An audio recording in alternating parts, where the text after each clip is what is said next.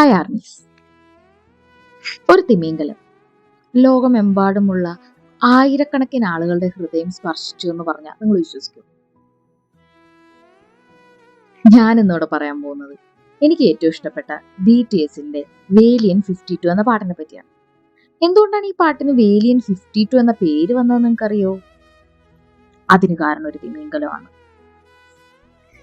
52 hertz നിലതിമിംഗലം.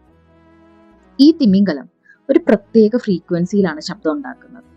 അതുകൊണ്ട് തന്നെ മറ്റു തിമിംഗലങ്ങൾക്ക് ഇവയെ കേൾക്കാനോ മറുപടി നൽകാനോ സാധിക്കില്ല. സോ ലോകത്തിലെ തന്നെ ഏറ്റവും ഏകാഗിയായ തിമിംഗലം എന്നാണ് ഇവ അറിയപ്പെടുന്നത്. പക്ഷെ നമ്മുടെ പയ്യന്മാര് ഇത് വെറും ദുഃഖകരമായ കഥയായി മാത്രം കണ്ടില്ല. അവർ വെയിൽ എന്ന വാക്കും ഏലിയൻ എന്ന വാക്കും ചേർത്ത് വേലിയൻ എന്ന പേര് നൽകി. ഈ പാട്ടിലൂടെ BTS പറയാൻ ശ്രമിച്ചത് വ്യത്യസ്തനാവുന്നത് തെറ്റല്ല, മനസ്സിലാക്കപ്പെടാതെ പോകുന്നതിൽ നിന്റെ മൂല്യം കുറയുന്നുമില്ല. എത്ര മനോഹരമാണല്ലേ. പലപ്പോഴും ഈ പാട്ട് കേൾക്കുമ്പോൾ പല ആർമീസിനും തോന്നിയിട്ടുണ്ടാവും ഇത് അവരുടെ കഥയാണെന്ന്.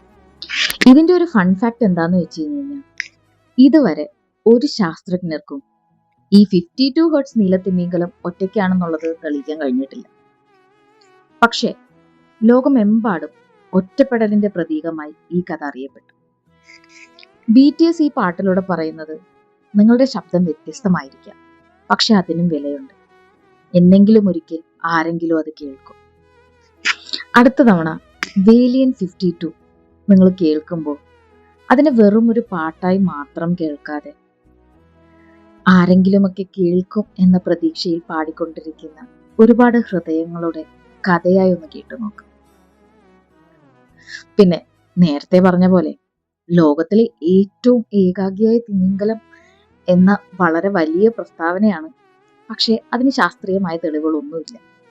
സോ ഇതൊരു പ്രതീകാത്മകമായ കഥയായി മാത്രം കാണുക. Thank you.